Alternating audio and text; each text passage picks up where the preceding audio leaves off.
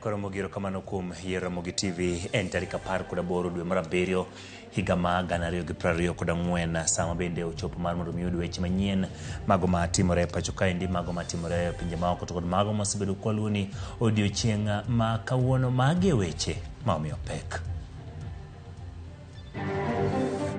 Doho ochungo obila kik tam jong'anyo timo ratijgi e chuny boma ma Nairobi e kinde ma arita kawuono ne ojiw motegno mar ketho ng'anyo mane chano gi rowere Uhuru Park. Ka Raila oneno ni wadhi mbele kaka ODM e line mokawni, owewa wadhi. Joka be kaneno ni ok giero kono, gidonga gikaw line margi. We will not accept disrespect from ODM. Yuaroko kwa Azimio ka kweth duond buche opogore paro e wach tiyo gi piny owacho. Azimio mucha ong'adore. I was shot at my thigh 4 times, but 3 bullets are the one that lodged inside my body. Jochung weche kod ute fwambo nyiso piny owacho ket arita ne jofwambo kod ute fwambo masani chalo ma ihimo kendo itemo thir chenro magi.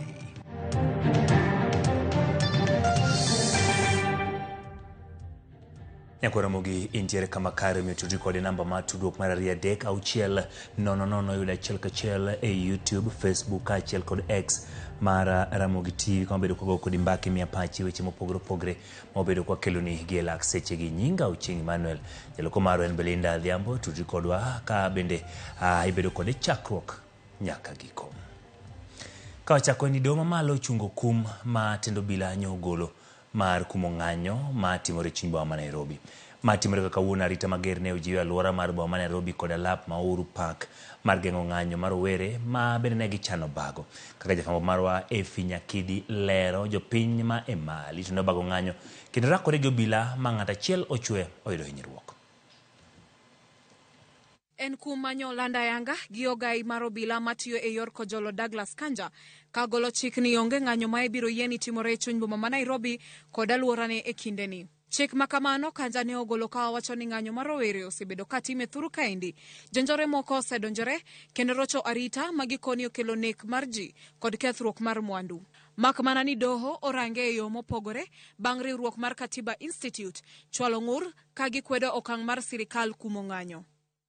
Jang'ad bura Justice Bahati Mwamuye okawo okang' mar chungo chikno e kinde ma pod iwinjo burano. Ogolo chik ne ogai mar obila mondo mi ochiw andika machielo ne obila makoro nyiso ni ng'anyo ok ogo marafuku ka irito biro winj burano kendo tarik 29 dweni. E kinde ma timore, luoro ne nitie ne jochiw arita ni kweth rawere ne chano chokore e alap ma Uhuru Park kendo kawo okang' mar ng'anyo motegno. Ma ne omiyo ojiw arita e chuny boma ma Nairobi kod alworage. Obila makedo gi ng'anyo ne ogoyo kambi ka gin akiche e apeini ma oluoro alap ma Uhuru Park kod ei pauno. Ma ne en mar geng'o jong'anyo kik yud thuolo mar chokore ei alapno ka gisundo lokruok mar tend William Ruto. Komachielo, e gwenge mag Imali, kaunti ma Makueni, ywaruok ne obedo e kind obila kod jong'anyo mane orocho chenro mag wuoth e apaya ma Mombasa kochimo Nairobi. Ng'anyono ne ochwo kelo hinyruok mar jago moro bang' obila chiele kod okebe mating'o iro malungo wang' kata tear gas kanister. Oganda jo Kenya koro keto wang'gi mar neno ka obila biro luwo chik doho kendo yiene jong'anyo dhi nyime gi chokore e chuny boma ma Nairobi. Efi Nyakidi, Ramogi TV. Kadhi nyime en ni ndalo manok mabiro nyalo bedo giko riwruok mar Azimio la Umoja One Kenya Alliance. Bang' jotelo 5 mag riwruogno bago romo kuom seche 600 kendo buogo wuok e Azimio porano ni duond bura mar ODM oloso piny owacho mar bar wa bar kod jatend piny Kenya William Ruto. Romo kamano mane ochwe kom kod jatend duond bura mar Wiper Stephen Kalonzo Musyoka oseo duond bura mar ODM kuom chuno gi tiyo gi piny owacho. Kaka jafwambo marwa Chris Owino leronwa maling' yango ni jotelo go chano golo lendo mar wuok e riwruok mar Azimio thuolo moro amora e jumani ka ODM dhi nyime kendo donjo e piny owacho. Riwruok mar Azimio chunye gudo e kitanda mar midekre bang' rowere monjo kendo ketho romo mar Azimio e kinde ma jatend duond bura mar Wiper Kalonzo Musyoka ne chano somo ripot mar Azimio e wi paro madonjo e twak kod piny owacho mar Kenya Kwanza chieng' tich adek.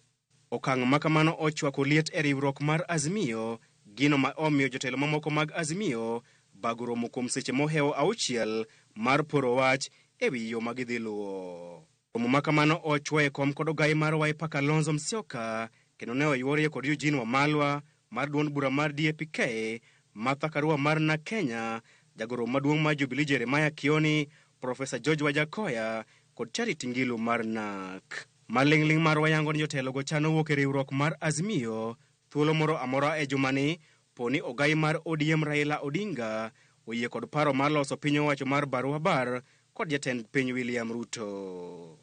Jaod bura ma Suba South Karoli Omondi wacho ni ok obwok gi okang' makamano ka olero ni riwruok mar Azimio ne oger e wuondruok kaachiel kod miriambo. Azimio to osebedo ka themba to wuondruok be osebedo ei Azimio mang'eny. Ing'e ni kanogo kura candidate wa noyombi kuonde ma jotendwa mang'eny gi aye. Nokoloyo kata polling station ma Martha Karua goye kura, kata ma Kioni goye kura, kata ma Uhuru Kenyatta goye kura. To be bang' yiero kata kane pok olos sirikal, nitie jo Azimio, jotend Azimio mang'eny manotemo dhi ka Kenya Kwanza. Kora pani gigi osebedo ka ni ei wakaendi ndalo mang'eny. Kata kamano, gavana ma Makueni Mutula Kilonzo Jr., achiel kuom josiasa machiegni kod Kalonzo, oseyo ODM kuom temo chuno Kalonzo mondo donje sirikal kod jatend piny William Ruto kaachiel gi nyise achaya. It is extremely unfortunate. ODM must treat Kalonzo Musyoka with respect. Na si tafadhali. Hata ndoa watu akwani udilazima. Kuna wewe. We will not accept disrespect from ODM. Sisi tumewapatia nafasi 3. Sasa mnatuonyesha madharau. Nyinyi mna mawe kwani sisi hatujui mambo mengine? Tuko na nyuki tunatumia nyuki. Karoli Omondi wacho ni jotelo mag Azimio ni thuolo mar kawo chung' ma gidwaro, makmano ni onego giwere gi luoro kaachiel gi kwe ma ok lweny kaachiel kod achaya, paro ma isiro lwedo kod janon siasa Dr. Maxwell Miawa. Jomoko kaende ing'e ni be nyalo dhi adhiya timo gima gidwaro. Ji te ok onyiso ni ji te nyaka winjre. Kata ni nyaka lu line achiel. Bora nitie kwe. To ka Raila oneno ni wadhi mbele kaka ODM e line mokawni, owewa wadhi. Joka be kaneno ni ok giero kono, gidonga gikaw line margi, lakini kwe ma mondo bede Kenya. Ka jatelo maduong' oseneno kaka piny ringo, to neno ka jopiny sana rowere matindo ogolo siem maduong' makende mager ni ka achiel ariyo koloki to sirikal ni ok bibedo. Kosekelo ywakre ang' mamuno jo Kenya te, siasa jo chama te obed piny to giwinjre gik ma giodwa wachogo. Balo kata ng'anyo kaka koro Kalonzo gi Lange ong'anyono ok dhi konyo jo Kenya, be ok dhi miyo Gen Z ling'. Pogruok e riwruok mar Azimio ne ochakore kinde ripot mar komiti mane tayo twak e kind Azimio kod Kenya Kwanza bang' Martha Karua kod Eugene Wamalwa kwedo ripot makamano kagiwacho ne ok omiyo pek dwach jopiny kaka duoko piny pek mar ngima. Ranyisi machielo bende ne onenore e kinde nyasi mar jatend piny keto koke e chik manyien mar yiero e kar mar KICC kama Kalonzo ne oweyo Raila kende e twak mane ochako chenro mar loso piny owacho mar Barua Bar. Jotelogo neno okang' mar ODM donjo e winjruok kod jatend piny William Ruto kaka tim mar andhoga, gino ma Dr. Maxwell Miawa to neno mopogore. Paro ndi jomoko manene kaka jawar madhi konyo jo Kenya, jomoko be nene kaka andhoga. Kaka ng'ato ng'iye nyalo bedo mopogore.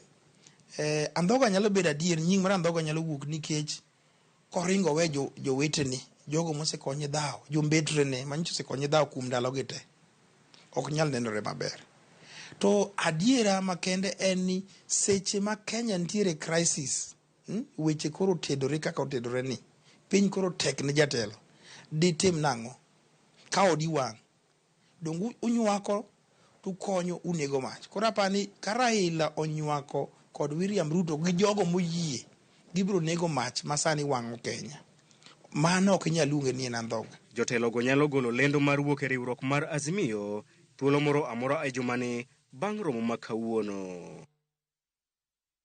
Erokamano Chris Owino kuom lipot. Nwa babo dhi nyime kod luoni machiegni mondo mi wang'e ni to kweth mar Azimio la Umoja One Kenya Alliance ochomo kanye. Ka odhi nyime, piny owacho oyango ni Kenya osewito kwan omenda maromo bilion 6 kaluwore gi ng'anyo mosebed kibago e pacho kaendi mar kwedo piny owacho. Jawach lo piny owacho mano kata sirikal Isaac Mwaura opodho kenge ma jatend piny Kenya William Ruto kao kaluwore gi dwach rowere moting'o kiroko paro mar chik mar omenda mar higa ma 2024 2025 kod thicho oko e apisi jotend migepe mopogore opogore kinde mamoko.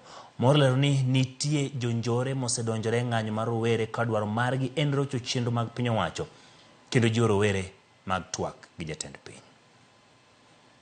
We cannot forget the business people who have suffered huge losses as their businesses remained closed during the demonstrations, losing billions of shillings. We wish to empathize with them as they strive to recoup their lost incomes. Overall, the country has lost approximately 6 billion shillings, according to KRA, as a result of the demonstrations. And as a government, we therefore make a passionate appeal to our children and our youth to reconsider their plans to hold the demonstrations, since that which they were clamoring for has been acceded to, and that these demonstrations have been infiltrated by goons whose aim is to destabilize the country's peace and prosperity. The government reaffirms that the President and the whole of government at large has heard your loud and clear voices, and we are ready to act on your concerns. Atamalo 81 mar oganda jo Kenya osebedo ka siro ng'anyo mar rowere mothisi ni Gen Z. Kagiwacho ni weche mar rowere go osebedo ka ng'ur e wigi gin gigo mosechando piny Kenya kuom kinde malach. E kinde ng'anyo go, atamalo 90 mar oganda jo Kenya ne ni obila notiyo gi teko mathoth e rakruok gi jo ng'anyo. Ma en kaluwore gi nonro motim gi kambi timo nonro mar TIFA. Mabende yango ni atamalo 53 mar oganda jo Kenya siro kang' mar riembo tich jotend migepe. Kaka Lydia Okeo lero, nonro machielo motim gi Infotrack oyango ni kwan atamalo 74 mar rowere pod ni kod dwaro mar dhi nyime gi ng'anyo. En nonro motim e kind tarik 16 gi tarik 17 dwe ni. Nonro motim ne jo Kenya ma jo higni 18 kadhi mbele e wi ng'anyo ma osebedo kadhi mbele pacho kae. Ng'anyo ma osebedo kae chwalo gi rawere moting'o mago mag Gen Z. Kambi mar TIFA oyango ni atamalo 81 mar oganda jo Kenya nosiro ng'anyono ka atamalo 18 ne ok osiro ng'anyo makamano. Atamalo 91 mar kweth mar Azimio la Umoja One Kenya Alliance nosiro ng'anyono ka atamalo 8 ne ok osire. Atamalo 79 ma jotelo manie Kenya Kwanza nosiro ng'anyo makamano ka atamalo 20 ne ok osire. Atamalo 78 mar oganda jo Kenya ma ok oyiengore duond bura mora mora nosiro ng'anyono ka atamalo 22 margi ne ok osire. Atamalo 90 mar oganda jo Kenya neno ni obila notiyo gi teko mathoth e rakruok gi jo ng'anyo e kaunti ma Nairobi moloyo counties mamoko. Kilwe gi gwenge ma Nyanza gi atamalo 86, masawa mar piny Kenya atamalo 80, ugwe mar piny Kenya kata Eastern atamalo 76, kadhoad nam chumbi atamalo 72, imbo mar piny Kenya atamalo 70, ho maroka atamalo 65, kanyandwat ma ugwe mar piny Kenya atamalo 64 mar oganda neno ni notiye gi teko mathoth gi obila. E nonro machielo ma otim gi kambi timo nonro mar Infotrack, atamalo 74 mar rawere mag Gen Z pod siro motegno ng'anyo ma osebedo kadhi mbele pacho ka. Atamalo 43 yuago pek mar ngima, atamalo 39 dwaro Kenya manyien man kod lokruok, atamalo 36 yuago onge mar tije, atamalo 30 dwaro mondo ket ler ewi kaka itiyo gi mwandu jo Kenya, atamalo 22 kata kamano dwaro mondo michung ng'anyo. E kwanno atamalo 57 wacho ni jonjore osedonjore ng'anyo makamano kendo ketho mwandu. Atamalo 56 yuago nek mitimo gi obila. Atamalo 24 wacho ni obila tiyo marach gi teko margi. Thoth rawere go siro chenro ma piny owacho osebedo kaketo mar kelo lokruok nyaka ne gichak bago ng'anyo e pacho ka. Atamalo 94 mor gi okang' mar wito kucha paro mar chik mar omenda 2024 mane geto medo suru e pacho ka. Atamalo 89 mor gi okang' mar wuoyo sirikal. Atamalo 87 mor gi lokruoge moseketi e budget. Atamalo 76 mor gi teng'o lweto gai mar obila Jafeth Kome mogo. Kata kamano atamalo 72 okwero mokalo okang' mar kelo jolweny mondo mi orakre gi jong'anyo ka giwacho ni okang' makamano no kaw tok chik. Lydia Okeo, Ramogi TV. Erokamano Lydia Okeo kuom yango no pach jopiny kaluwore kod nonro manotim ka wadhi nyime. Ringre Kennedy Onyango, rawera manochiel gi magine kinde ng'anyo e kar dak mar Ungai, pod biro medo bedo kar kano ringre bang' ka chenro machako keto winjruok e kind jonyuol ne orem chakore. Doho ma Mbita ne ogolo chik mondo mi wuon Kennedy Denish Okinyi mane omako buore do kodwa ni en emodhi ikuode no gi bin mar Jacinta Nyango mondo mi odhi owinjre kendgi e wi ng'ama dhi ike. Chenro mar keto winjruok e kind jonyuol mag Kennedy mano ne onego tim gi jathek mane doho ma Obeyo omiyogi, to kata kamano ne ochore nyime ka chenrono nyaka juma manyien nikech jathek mane onego otele chenrono dende ne lit. Jang'ad bura e doho ma Obeyo Beatrice Toroitich ochiwogi mondo mi gidog e doho juma manyien.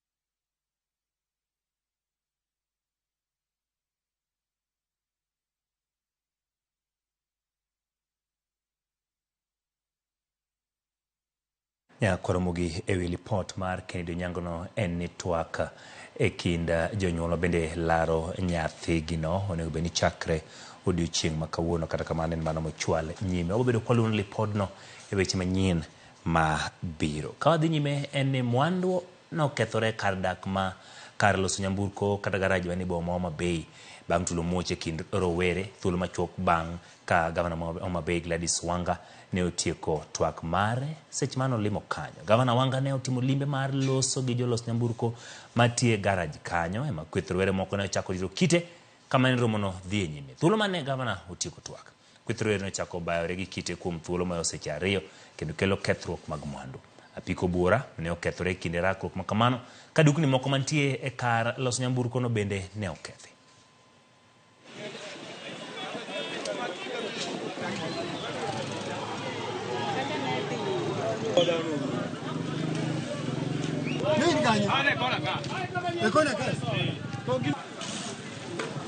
Kawere gi mago matimore e Homa Bay en ni riwruok ma jochung weche Editors Guild koro dwaro mondo piny owacho chiw arita motegno ne ute fwambo ma pacho ka, ahinya to ne kambi maduong' mar All Media Services e oboke ne ute fwambo.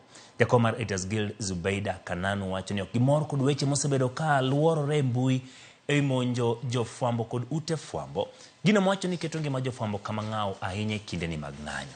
Kaka Simfros Okinda lero, mag gin weche mosir kod riwruok mag weg ute fwambo madwaro mondo piny owacho tim nonro matut kendo yud kum joma biro yud gi ketho mar sando ngima jofwambo.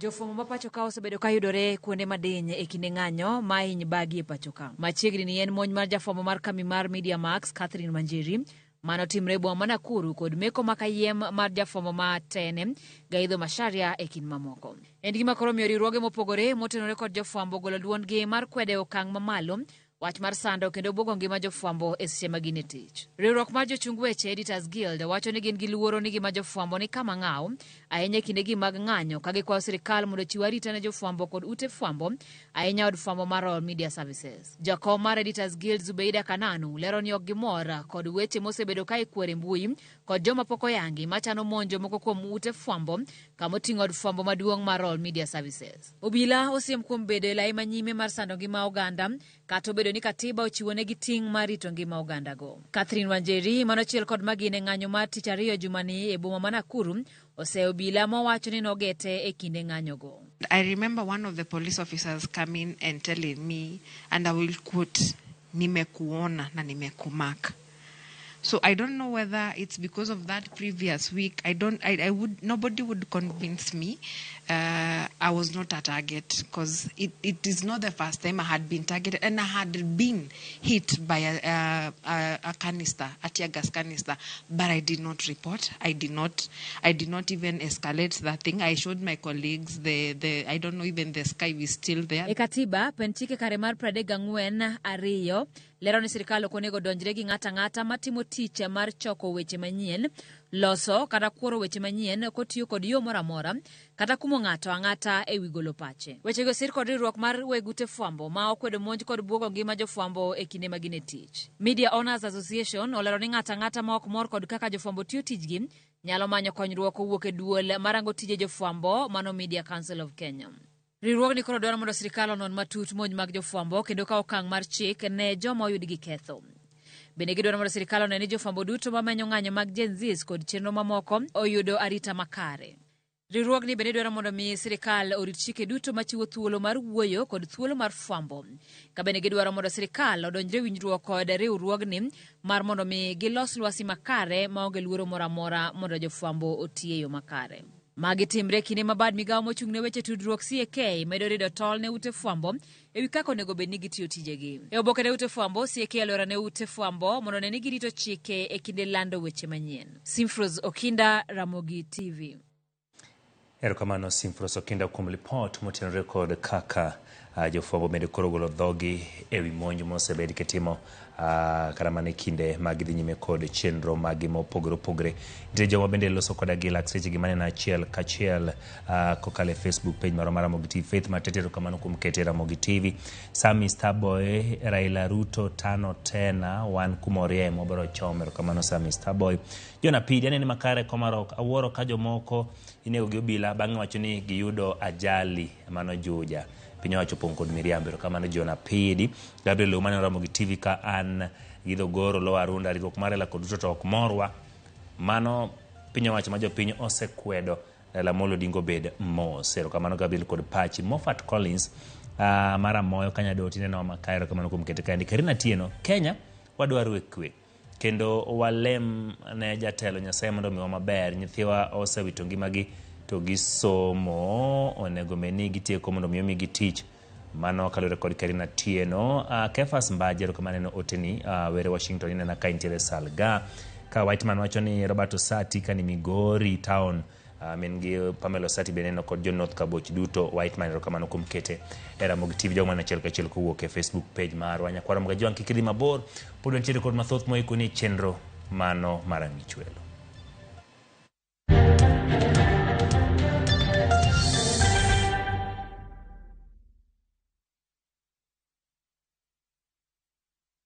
If you're flashing I am here and I'm not calling back, it is because I am a runner and I ran out of airtime. New on Viusasa, Jalis Lekong. Due to public command, I come to real life now. A marathoner who can run through your ribs with his humorous lines. Even when I met my wife for the first time, I ran out of words, I ran out of breath, then I ran crazy for her. Now I jump into conclusions. Enjoy these hilarious and entertaining stories of Jalis Lekong. Yani, ikitikwa makuna. Exclusively on Viusasa. Thank you very much. Karibu tena, asante sana.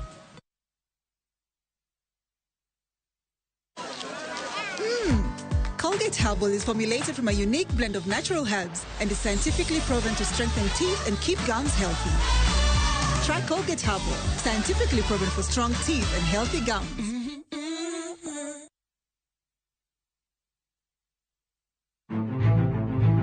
Ikrine wuoth mar dhialo teko kod lony mar joma mine e Kenya mangima. Na explore mang'e kaka bro connect numbers gi solving real world problems. Onyalo bedo e weche mag ohala, paw siasa kata dongruok. Mine gi yawo yore ne oganda e higni mabiro. Adwa nyiso joma rowere ni kentie idea main kuto chaka kada kaen mana mar uso mandas. Kochakore jiwo ratiro e kind chwech nyaka ting'o duond ji mopogore makelo lokruok makare. And about just punjo jotelo bedo joma ber, bedo joma kare, joma ohero dongo, joma tiyo negi, employees matiyo ni ka gionge, you cannot go for agile. Mine wacho Ngeso ka Ngeso kod Jailieta.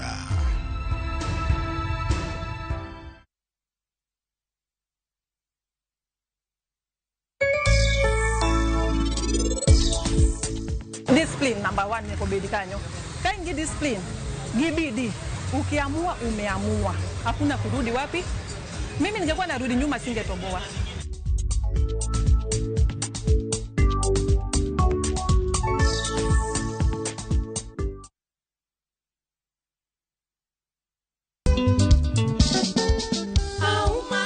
Joluo nogoyo ngero ni pamba oluoro chilo.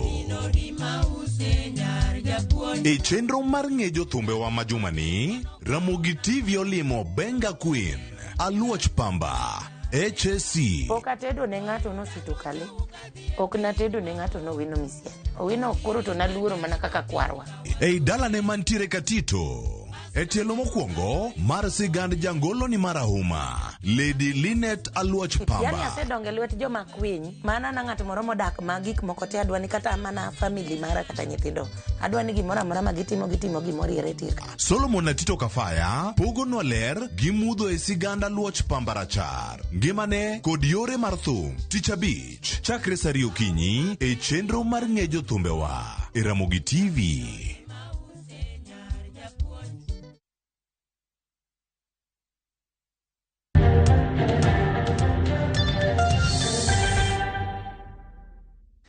Erokamano nyakwaro Ramogi kuom medo kete e Ramogi TV. Wadhi nyime kod weche manyien ma waikoni e chenro mar ang'ich welo. Jumachiel bang' jatend piny William Ruto dhi choko jatend migepe koluwo ni ok gisenyiso tich ma nyalo nyong'o jopiny.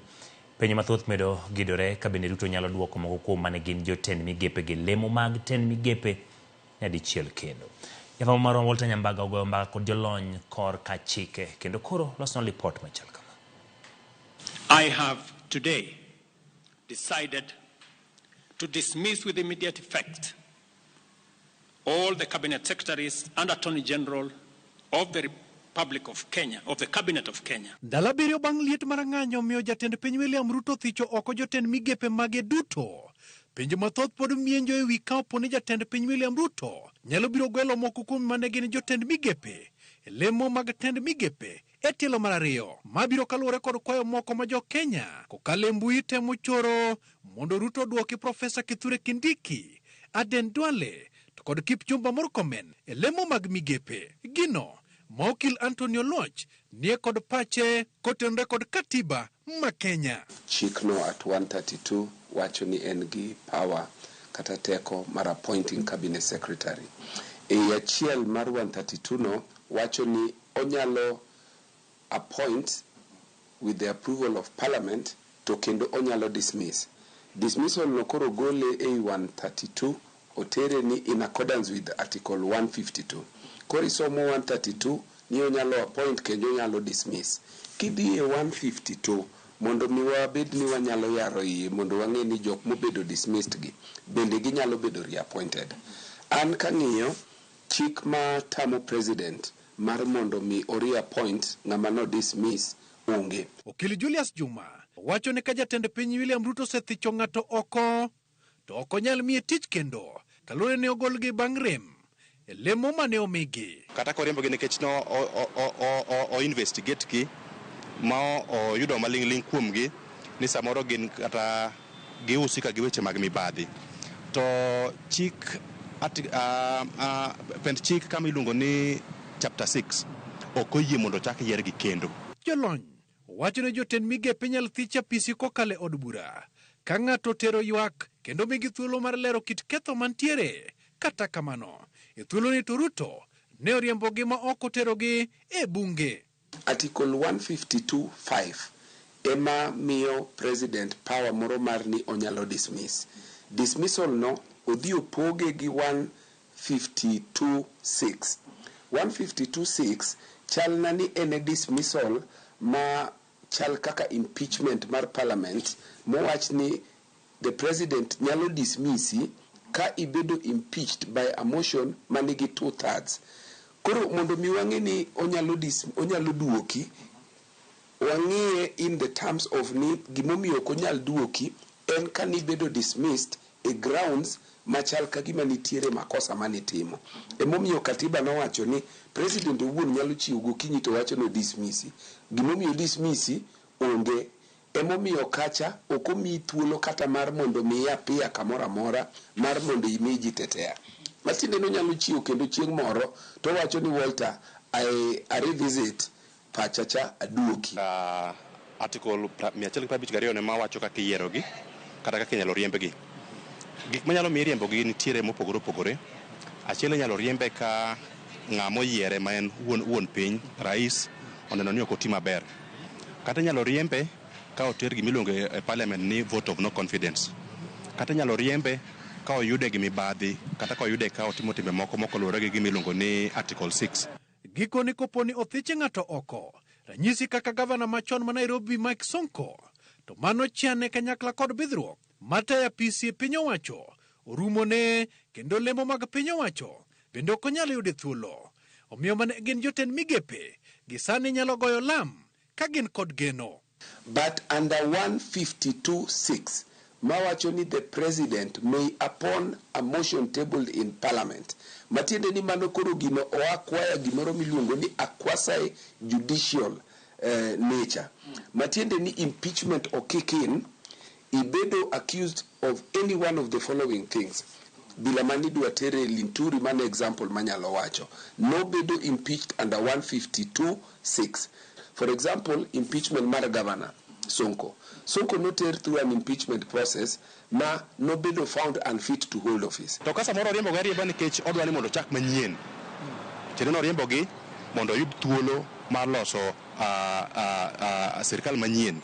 To onge gimotame ng'iyo ng'ato ka ng'ato gi thuolo mano sebedo godo kotiyo godo kodgi. Bende gilero ni nyalo kawo jatend piny thuolo kako dwaro mar gwelo ji e lemogo. Emomiyo gisani oketo Musalia Mudavadi mondo bed ka omako migepe go duto. Walter Nyambaga, Ramogi TV. En chenro ma wang'o kendo bano kaka jatend piny Kenya William Ruto bro yiero kanyo jotend migepe tielo machielo. Riwruok ma Transparency International kod jotelo mag riwruoge mamoko makendo ratich oganda kod telo makare nyiso duol makedo kod mibadhi e pacho ka EACC mondo yaw nonro ewi mwandu mag jotend migepe manyocha jatend piny Kenya William Ruto oriembe tich. Giwacho ni kaluwore kod kido mar moko kuom jotend migepe go manyocha sungo mwandugi mabechgi ni malo nyaka non malong'o kadibedi ne gidonjore e timbe mag mibadhi. The Ethics and Anti-Corruption Commission, that is EACC, commences lifestyle audits and investigations targeting the recently sacked cabinet secretaries and other public officers that citizens have profiled for displaying obscene opulence that do not align with their declared sources of income. These individuals must be held accountable for their time in public office to ensure that public funds were not mismanaged or siphoned through corrupt practices. Kenyans have been aggrieved by the gross misconduct of the majority of the former cabinet secretaries. In addition, there has been no political accountability for various corruption cases exposed under the Kenya Kwanza regime, such as the fake fertilizer scam, the mosquito net scam, the edible oils corruption scandal. Joriemb bodaboda kod mamoko matiyo kod apaya mowuok Ngege nyaka Oyuma e sub-county Masuna East, kaunti wa Migori koro chunygi oyweyo bang' gedo mar apaya mowuok Ngege nyaka Oyuma mabor romo kilomita 21 mosebedo ka okwamo kata chung'. Apaya mane osemi jatimora kod piny owacho mamalo yande gedo mare ochung' nikech nok mar omenda, gino ma ne omiyo moko kuom joriemb bodaboda go golo ywak magi. Ten kambi ma omiyo rak ma ong'ere kaka Altex oyango ni gisebedo kod pek mar omenda nikech piny owacho oselewo golo omenda, kata kamano gimanyo omenda ma koro gitiyo go e gero wang' apayano ma bende kilomita 4 gibano ni ogo lam e wi dwe achiel.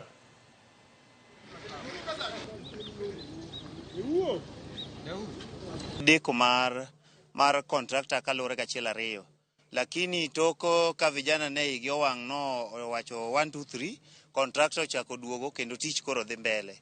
Koro aneno ni jothurwa koro chakruok mar tich, koro contractor osebiro e site kendo gik moko dhi maber. Koro weche duto te madang' waluongo jotelo mamoko go wawere go uru jogi olosnwa yo maber mar mondo mi ngima wadhi kaka ne dhi pile. ada wacho ni ago erokamano maduong' ahinya ne Mwesi Miwa Junet. Yorni osebedo sida bang' ndalo mang'eny seriously ne nyithindwa kaachiel gi mine gi jodongo maluwe. To kanyo vijana ogolo ywak matin to waneno response mapiyo kabisa ka okelo tinge wang'ayo kendo wago erokamano. Nyasaye ogwedhi kendo Nyasaye oriti. E yorni chandowa gi kalo samoro ok yot mondo wadonjo wating' abiria malong'o kaluwore gi wach mar yo. Wadonjo e udi chon sawa mar tich ok watie kaluwore gi wach mar yo. Otimo maber mar wuoyo kod contractor ni mondo bi olos yorni ma pod nyalo kalore. Kata obedo ni national government pok ochiwo pesa ma inyalo tim godo minyalo timgi, to contractor osebiro e ground ma obro timo gini ma ka sirkal ochiwo miyowa pesa, national government ochiwo pesa machiegni, to gini obro tieko ma nyaka lam timre nade lam bedie. Adier wakwang'uono yorni osebedo gi shida kendo jo motorbikes ok kadhe, but for kawuono wawacho ni wamor waneno ka contractor biro kendo wuotho gi team mar constituency gi team mar ward ka ging'e kuonde maricho monego bed repair. Ka pod wantiere kaunti ma Migori, piny owacho kaunti no kokalo kuom migawo mar pi ochiwo tangi mag pi maromo 40 ma nengogi romo Sh4.8 ne skunde kod kuonde thieth ma osebedo kod midhiero mag pi e kaunti no mangima. Ma en tiende mano ni jopiny oyudo pi maler kendo geng'o landruok tuoche mikelo kod tiyo gi pi mochido.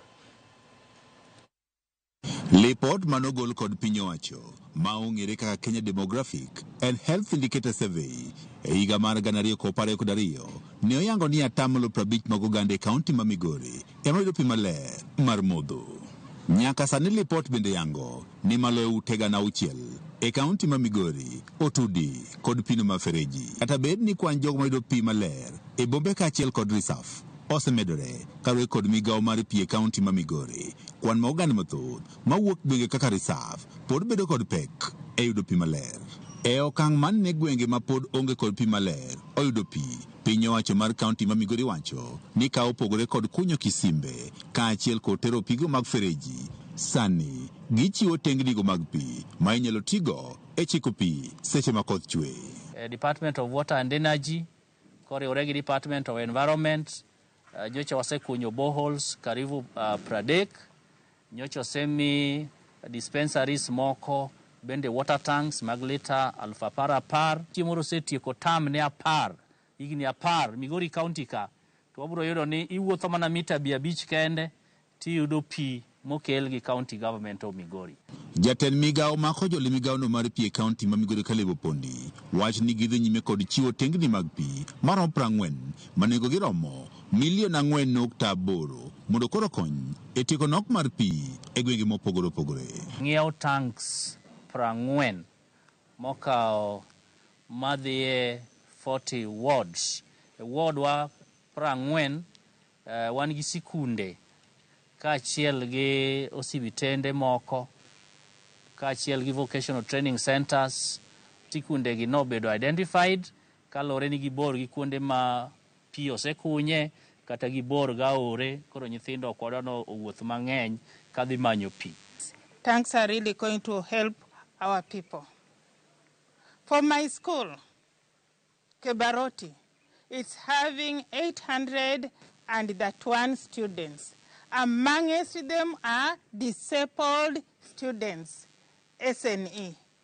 For sure, these tanks are really going to help us because as we harvest water, the students will not be going to look for water around 5 to 6 kilometers away from school.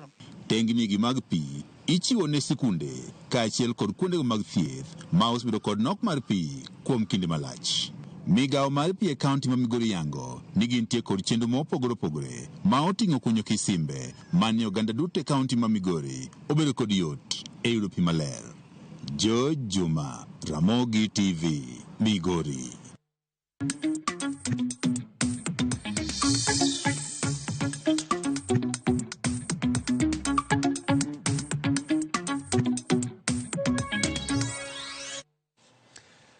Koro gi machiegni weche mag ohala, rowero jiwo mondo ikre ne thuolo mag tije mantie ahinya to pinje maoko kaka yorno maduoko piny weche ma ikelo kod nok mag tije ne rowere ma pacho ka. Magi yangi kod jagoro mongirore migawo mar Labour Shadrack Mwadime.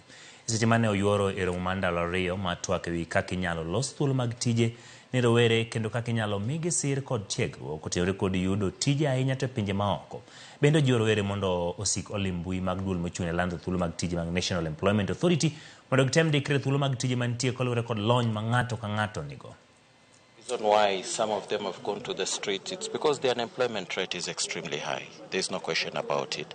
And yet there are job opportunities opening up, particularly in the Western European countries, owing to the fact that they have an aging population as it is. So we've come to appraise them concerning the same, not only for unskilled labor, but also skilled labor. We are just about to sign a bilateral labor agreement with Germany. We'll be signing it in September. We're also about to sign a memorandum of understanding with Austria. We are pursuing about 19 bilateral labor agreements with some Western European countries and also some Middle East.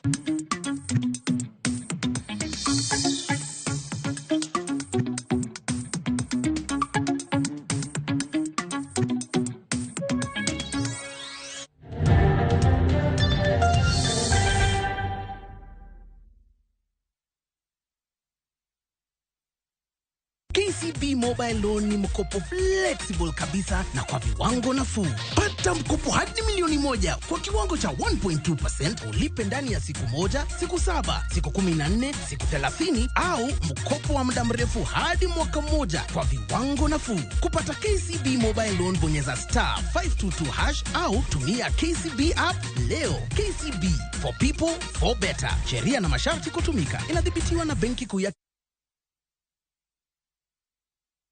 Kati ya watakao futwa machozi na mimi nimechaguliwa.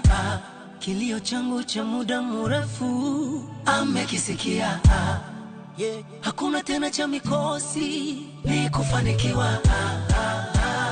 Bwana Yesu asifiwe. Naitwa Komando wa Yesu, mwimbaji wa nyimbo za Injili. Kupata wimbo huu kama sikiza tune yako, bonyeza *811*381#. Sikiza na Citizen ni nyumbani kwa wasanii wote. Asante sana. Nimechaguliwa. Kilio changu cha muda mrefu.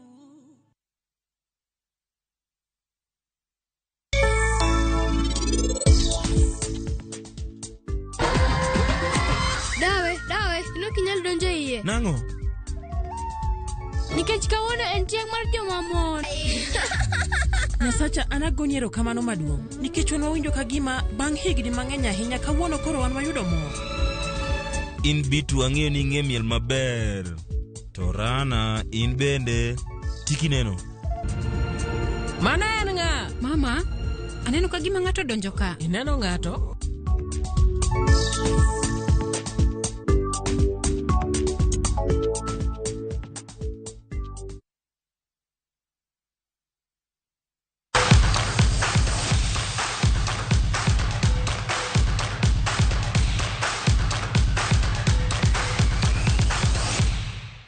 Machigni weche mag tuke. Jagoro mgere migao ma tuke Peter Tumo yango ni en gigeno ni piny Kenya bro loyo midila mag mula mok tin ni 8 e tuke mag Olympics mibiro bagi Paris e piny France. Romano bai kod jofwambo ya pise mag migao ma tuke ikruok ma jong'wech nitiere godo ne dhi pimo Olympics. Tumo yango ni jotugo mag Kenya oseikore makare ne tuke go kendo gichano matimo maber. Komiti mar Olympic oseyango jong'wech 161 mano kweth duto mabro dhi e piny no ma France boma ma Paris ne piem mag Olympics.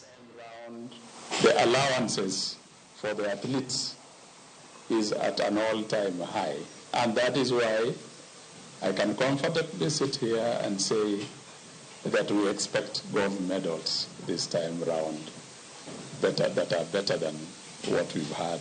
Our athletes are very happy, and they are now ready to move from Miramas to Paris for the Games. So in short, I want to assure you that the teams and the list that we have is the best team that we have for Team Kenya. And I want to encourage you that all of us, and especially through you, the media, to make sure that we bring in the positivity and energy. Ferdinand Manyala jang'wech mar mita 100 mana puth njiro yango ne ikore ne piem magere ng'wego mag Olympics kaluwore kod seconds mag ndiko mar yudo thuolo ne piem go. Manyala nitiere e kidieny mogik mar ikruok kod onje piem Olympics e tielo mar 2. Yango ni ng'wego biro e kinde mosebedo kod piem mopogore opogore mosemiya lony ma ibiro dwaro midila e piem. Manyala maitaya kod kocha mar nigi geno matimo makare tok ndiko seconds mapiyo maber mar ariyo e piny mangima e kind jong'wech manoyudo thuolo mar biro piem e ng'weye mag mita 100 e Olympics.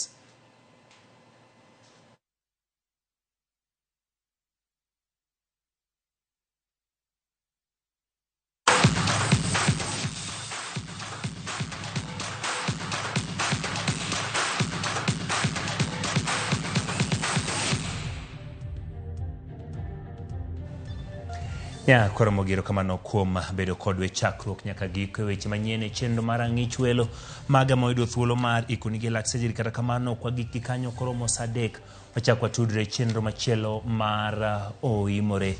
Nyinga Ochieng Emmanuel, jaloko marwa ne en Belinda Adhiambo.